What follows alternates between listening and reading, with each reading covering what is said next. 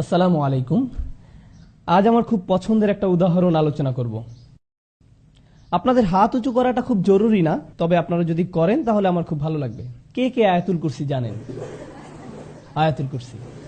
গত বিকেলে যে উদাহরণটি আলোচনা করতে চেয়েছিলাম সেটি ছিল আয়াতুল কুরসি। চলুন আমরা একসাথে তেলাওয়াত করি। আউযু বিল্লাহি মিনাশ শাইতানির রাজীম। আল্লাহু লা ইলাহা ইল্লা হুয়াল হাইয়ুল কাইয়্যুম লা তাখুযুহু সিনাতুন ওয়ালা নাওম লাহু মা ফিস সামাওয়াতি ওয়া মা ফিল আরদ মান যাল্লাযী ইয়াশফা'ু 'ইনদাহু ইল্লা বিইযনিহি ইয়া'লামু মা বাইনা আইদিহিম ওয়া মা খালফাহুম ওয়া লা ইউহীতুনা বিশাইইন মিন 'ইলমিহি ইল্লা বিমা শা'a ওয়াসি'a কুরসিয়্যুহুস সামাওয়াতি ওয়াল আরদ ওয়া লা ইয়াউদুহু হিফযুহুমা ওয়া হুয়াল 'আলিয়্যুল 'আযীম। আয়াতুল কুরসিতে সর্বমোট ৯টি বাক্য। আয়াতুল কুরসিতে ৯টি বাক্য। আমরা একটু দেখি। আল্লাহু লা ইলাহা ইল্লা হুয়াল হাইয়ুল কাইয়্যুম ১ নম্বর। লা তাখুযুহু সিনাতুন ওয়ালা নাওম ২ নম্বর। লাহু মা ফিস সামাওয়াতি ওয়া মা ফিল আরদ ৩ নম্বর। ৪ নম্বর বাক্য। মান যাল্লাযী ইয়াশফা'ু 'ইনদাহু ইল্লা বিইযনিহি ৪ নম্বর। ইয়া'লামু মা বাইনা আইদিহিম ওয়া মা খালফাহুম ৫ নম্বর। এরপর ওয়ালা ইউহীতুনা বিশাইইন মিন ইলমিহি ইল্লা বিমা শা'a ৬ নম্বর। এরপর ওয়াসি'a কুরসিয়্যুহুস সামাওয়াতি ওয়াল আরদ ৭ নম্বর। ওয়ালা ইয়াউদুহু হিফযুহুমা ৮ নম্বর। ওয়া হুয়াল আলিয়্যুল আযীম ৯ নম্বর। ৯টি বাক্য। প্রথম বাক্য আল্লাহু লা ইলাহা ইল্লা হুয়াল হাইয়ুল কাইয়্যুম, একটা চমৎকার বাক্য যেটি শেষ হয়েছে আল্লাহর দুটি নাম দিয়ে। কি সে দুটি? আল হাইয়্যু, আল কাইয়্যুম, চিরঞ্জীব এবং সবকিছুর উৎস। পৃথিবীর সবকিছু সৃষ্টি করেছেন এবং নিয়ন্ত্রণ করছেন তিনি। বিস্ময়কর হলো শেষ বাক্য। লক্ষ্য করুন প্রথম বাক্য, এখানে এমন কিছু আছে যা কিনা শেষ বাক্যেও আছে, আর তা হলো ওয়াহুয়াল আলিয়্যুল আযীম। প্রথম বাক্যে আল্লাহর কয়টি নাম রয়েছে? প্রথম বাক্যেও আল্লাহর ২টি নাম রয়েছে এবং শেষ বাক্যেও আল্লাহর ২টি নাম রয়েছে। আচ্ছা, দ্বিতীয় বাক্যটি কি? দ্বিতীয় বাক্যে যাওয়ার আগে সিকিউরিটি গার্ড নিয়ে একটু কথা বলি। সিকিউরিটি গার্ডের চাকরিটা খুব কঠিন। ব্রিটিশ সিকিউরিটি গার্ড দেখেছেন? অদ্ভুত টুপি পরা, মাথায় রসের হাড়ির মতো। খুব কঠিন। এই দায়িত্ব যদি আপনাদেরকে দেয়া হয়, পেশায় যদি আপনি একজন সিকিউরিটি গার্ড হন, আপনার সামনে একটা সিসিটিভি আছে, তাকিয়ে থাকতে হয় ঘন্টার পর ঘন্টা, একই দৃশ্য, নড়াচড়া নেই, দেখছেন তো দেখছেনই, ১২ ঘন্টা ৮ ঘন্টা। এটা কি খুব মজার কাজ? আপনি যদি কিছু পাহারা দেন তাহলে কি ঘটবে?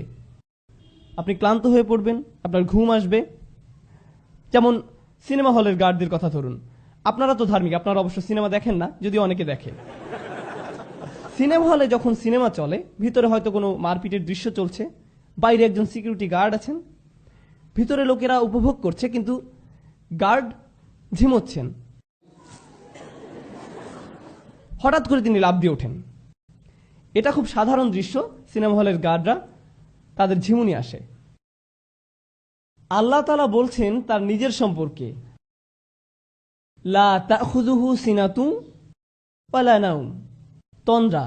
তন্দ্রা কখন আসে? যখন আপনি ক্লান্ত, আস্তে আস্তে আপনার চোখ বুজে আসে, আপনি ঘুমাচ্ছেন না কিন্তু আপনার ঘুম পাচ্ছে। ওই যে ওনার মতো।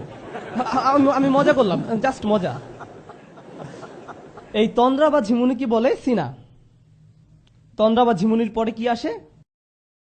নাওম। প্রথমে আসে সিনা। সিনা হলো, ধরুন জুমার দিন আমরা মসজিদে যাই, খতিব সাহেব শুরু করেন ইন্নাল হামদুলিল্লাহ নাহমাদুহু ওয়া নুসাল্লি। এটা হলো সিনা, ঠিক আছে? এরপর যখন তিনি বলেন আইয়ুহাল ইখওয়াতুল কিরাম, এটাই হলো নাওম। এটাই হলো নাওম। এই হলো মূল পার্থক্য সিনা এবং নাওমের মধ্যে, তন্দ্রা এবং ঘুমের মধ্যে।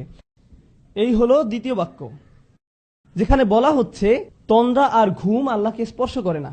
মানুষ ক্লান্ত হয়, তাই তার তন্দ্রা আসে এবং এক সময় সে ঘুমিয়েও পড়ে। আবার অনেক সময় আমরা বলি, না না না আমি ঘুমাইনি, এমনি একটু চোখ বন্ধ করে রেখেছি, এখনই উঠে পড়ব। কিন্তু দেখতে দেখতে ঘুম, একদমই খবর নেই। ওকে, এই হলো ব্যাপার। সিনা বা তন্দ্রা নিয়ে আমার খুব ভালোই অভিজ্ঞতা আছে, কারণ পেশায় আমি একজন শিক্ষক। সুতরাং আপনিও যদি শিক্ষকতা করেন তাহলে আপনার ঘুম বিদ্যা বা ঘুম বিজ্ঞানের উপরে মোটামুটি একটা পিএইচডি হয়ে যাবে, কারণ সামনে থেকে আপনি সব ছাত্রের চেহারা দেখতে পান। মেটাল ডিটেক্টর দিয়ে মানুষের শরীর চেক করতে দেখেছেন নিশ্চয়ই, সেভাবে ছাত্রদের ব্রেনও আপনি চেক করতে পারবেন। ক্লাসের ফাঁকে ফাঁকে মাঝে মাঝে মাথাটা একটু উপর নিচ করে নিলেন। এই হলো দ্বিতীয় বাক্যের আলোচনা, ঘুম না ক্লান্তি ও ঘুম নিয়ে, তন্দ্রা এবং ঘুম সম্পর্কে। শেষ দিক থেকে দ্বিতীয় বাক্য কি? ওয়ালা ইয়াউদুহু হিফযুহুমা। আকাশ এবং জমিন পাহারা দিয়ে আল্লাহ ক্লান্ত হন না।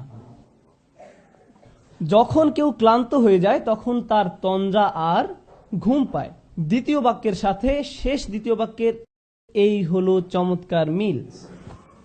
লা তাখুযুহু সিনাতু ওয়ালা নাওম ওয়ালা ইয়াউদুহু হিফযুহুমা। আল্লাহ বলছেন লাহু মা ফিস সামাওয়াতি ওয়া মা ফিল আরদ। আসমান এবং জমিনে যা কিছু আছে সব তিনি নিয়ন্ত্রণ করেন।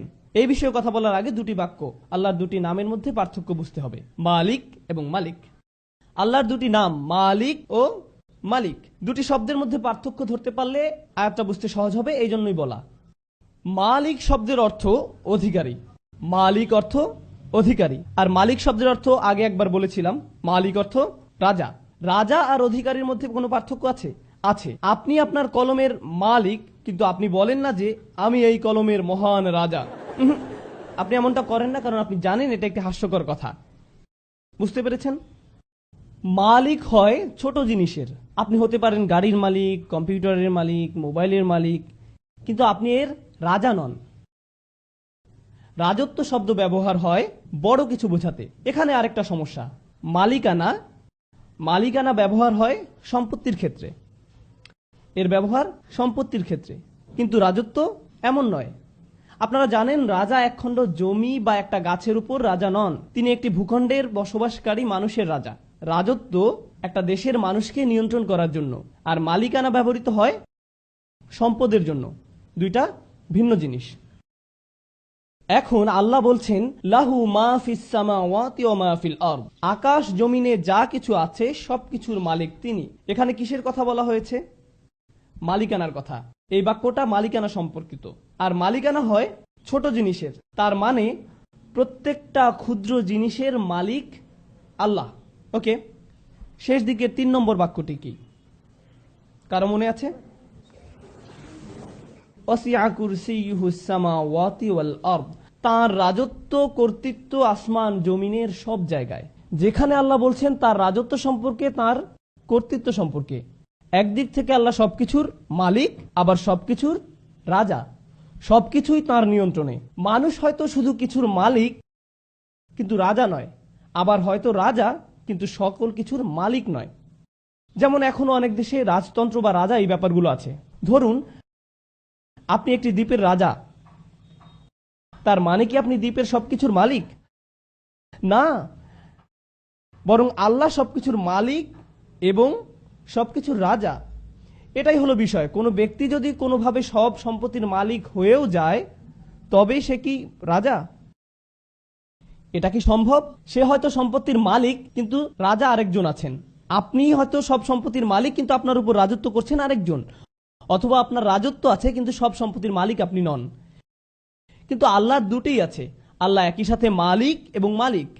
আল্লাহ তার মালিকানার কথা বলছেন এভাবে, লাহু মা ফিস সামাওয়াতি ওয়া মা ফিল আরদ, তৃতীয় বাক্য। আর তার রাজত্বের কথা বলছেন ওয়াসিআ কুরসিয়ুহুস সামাওয়াতি ওয়াল আরদ। আচ্ছা, এবার চতুর্থ বাক্য কি? পিছন থেকে পড়ে আসি। আল্লাহু লা ইলাহা ইল্লা হুয়াল হাইয়ুল কাইয়্যুম লা তাখুযুহু সিনাতুন ওয়ালা নাওম লাহু মা ফিস সামাওয়াতি ওয়া মা ফিল আরদ। এরপর মান যাল্লাযী ইয়াশফাউ ইনদাহু ইল্লা বিইযনিহি। আল্লাহ বলছেন কে আছে তার কাছে তার অনুমতি ছাড়া শাফায়াত করবে। লক্ষ্য করুন, শাফা কি? শাফা শব্দের সহজ অর্থ হলো মধ্যস্থতা। আরো সহজ করে বললে শাফা মানে কারো মাধ্যমে যোগাযোগ করা। আরো সহজ করে বললে শাফা মানে কারো মাধ্যমে সুপারিশ করা। সাফা মানে আপনি চাকরি হারাতে বসেছেন, কিন্তু আপনার চাচা বা মামা ম্যানেজার, তিনি বললেন না না না না না, সে থাক, সে ভালো, তাকে রাখা যায়, সে ভালো। এটাই হলো সাফা। কিয়ামতের দিন যখন আমরা চরম বিপদগ্রস্ত থাকবো, তখন কেউ একজন এসে বলবে না না না না, সে থাক, সে আমার সাথে, তার জন্য সহজ করুন। আমরা চাইবো যেন আল্লাহ আমাদের জন্য রাসূল সাল্লাল্লাহু আলাইহি সাল্লামের শাফায়াত কবুল করেন, কিন্তু আল্লাহ বলছেন সেদিন তোমার জন্য সুপারিশ করতে কেউ আসবে না। তোমার চাচা, তোমার ভাই, তোমার বাবা, তোমার মা, অফিসের বস, কেউ না। কেউ বলবে না আল্লাহ সে সে ভালো, সে থাক। কেউ আসবে না, কেউ না। এখন তো এমন করার সুযোগ আছে যে তুমি আমার লোক, এই নাও ভিআইপি পাস, তুমি চলে যাও। না না না না না, সেদিন এই সুযোগ থাকবে না, কোনো ভিআইপি টিকিট থাকবে না। একমাত্র ব্যতিক্রম হলো যদি আল্লাহ কাউকে অনুমতি দেন। সুতরাং এই বাক্যে বলা হচ্ছে কারো কোনো ক্ষমতা নেই সুপারিশ করার যতক্ষণ না আল্লাহ তাকে অনুমতি দেন। কেউই সুপারিশ করতে পারবে না, কিন্তু একটু ব্যতিক্রম আছে। সেই ব্যতিক্রমটাই হচ্ছে গুরুত্বপূর্ণ। সেই ব্যতিক্রমটা হলো কি, যদি আল্লাহ অনুমতি দেন। বুঝা গেল? আচ্ছা, ওয়ালা ইউহিতুনা বিশাইইম মিন ইলমিহি, তারা কিছুই জানে না, তারা তার জ্ঞানের পরিধির কিছুই জানে না, ইল্লা ছাড়া, বিমা শাআ, চতুর্থ এবং ষষ্ঠ বাক্য দুটোই হলো আল্লাহর ঘোষণা এবং ব্যতিক্রম হিসাবে তার দেয়া সুযোগ সম্পর্কে। তার ঘোষণা হলো কারো সুপারিশ করার ক্ষমতা নেই, কিন্তু ব্যতিক্রম হলো যাকে আল্লাহ অনুমতি দেন। তাদের কোনো জ্ঞান নেই, কিন্তু ব্যতিক্রম হলো যাকে তিনি জ্ঞান দিতে চান সে। অন্যথায় তারা কিছুই জানে না। ওয়ালা ইউহিতুনা বিশাইইম মিন ইলমিহি ইল্লা বিমা শাআ। চতুর্থ আর ষষ্ঠ বাক্যের এই হলো চমৎকার মিল। প্রথম আর নবম বাক্য, দ্বিতীয় আর অষ্টম, তৃতীয় আর সপ্তম, চতুর্থ আর ষষ্ঠ। কি বাকি আছে? মধ্যের বাক্য। তিনি বলছেন ইয়ালামু মা বাইনা আইদিহিম ওয়া মা খালফাহুম। তিনি বলছেন তিনি মানুষের সামনে এবং পেছনে যা আছে সব জানেন। তিনি জানেন আয়াতের পেছনে যা ছিল এবং সামনে যা আছে। তিনি আয়াতের মাঝখানে এই বাক্যটা দিলেন আর বলছেন সামনে পেছনে যা আছে আমি জানি। কে এভাবে বলতে পারেন? কে পারেন? সুবহানাল্লাহ। এভাবেই আল্লাহ তার কথা বলেন, এভাবেই আল্লাহ তার বক্তব্য তুলে ধরেছেন। কেন আমরা বুঝতে পারি না? সমস্যাটা কোথায়? কারণ আমরা কোরআনকে একটা সাধারণ বইয়ের মতো পড়ে যাই, আমরা একটা সাধারণ লেখার মতো পড়ে যাই। আমরা গণনা করি 1 2 3 4 5 6 7 8 9। সাহাবায়ে কেরামরা কি এমনটা করেছেন? নাকি রাসূল সাল্লাল্লাহু আলাইহি ওয়াসাল্লাম তাদেরকে বলেছেন লক্ষ্য করো বাক্য নম্বর 1, বাক্য নম্বর 9, 2 নম্বর আর 8 নম্বর, 3 নম্বর আর 7 নম্বর? না, কারণ তিনি শুধু কোরআন বলে গেছেন, বক্তব্যের মতো তিনি শুধু কোরআন বলে গেছেন। আজ আমরা এটা দেখতে পাই যখন সাহাবায়ে কেরামরা এটা লিখে গেছেন। কোরআন সকল বক্তব্যের চেয়ে সম্পূর্ণ নির্ভুল, এমনকি এটা বক্তব্য হওয়া সত্ত্বেও। আর কখন ভুল হওয়ার সম্ভাবনা বেশি থাকে? কিছু লিখলে না বললে। একবার কিছু লিখে ফেললে আর সেটা ফেরানোর উপায় নেই। যেমন ইউটিউবে একবার কিছু আপ করে ফেললে যা হয় আর কি। ধরুন যদি আপনি কাউকে একটা খারাপ মেইল লিখলেন, এরপর পাঠানোর আগে ভাবলেন এটা পাঠানো ঠিক হবে কিনা, এরপর ঈদ মুবারক লিখে পাঠিয়ে দিলেন। একবার সেন্ড করে দিলে আর ফেরাতে পারবেন না। পাঠিয়ে দিলেন তো দিলেনই, এরপর আর পাল্টানোরও সুযোগ নেই বা ফেরানোরও কোনো সুযোগ নেই। আল্লাহ সুবহানাহু ওয়া তাআলা কোরআনকে লিখিত অবস্থায় নাজিল করেননি, তিনি এটা বক্তব্য আকারে নাজিল করেছেন। এটা বক্তব্য আকারে নাজিল করেছেন। আপনারা জানেন আমি ভাষাবিদদের সাথে কথা বলেছিলাম, অমুসলিম ভাষাবিদ। তারা এটা বিশ্বাস করতে অস্বীকার করেছে যে কোরআন বক্তব্য। তারা অস্বীকার করেছে, বলেছে অবশ্যই এটা লিখিত। আমি বললাম হ্যাঁ এটা লিখিত, তবে পৃথিবীতে না, এটা লাওহে মাহফুজে লিখিত আছে। কিন্তু রাসূলুল্লাহ সাল্লাল্লাহু আলাইহি ওয়াসাল্লামের উপর নাজিল হয়েছে বক্তব্য আকারে। যেটা শুনবে সে বিশ্বাস করতে বাধ্য যে এটা মানুষের বক্তব্য হতে পারে না। বারাকাল্লাহু লি ওয়া লাকুম। আসসালামু আলাইকুম।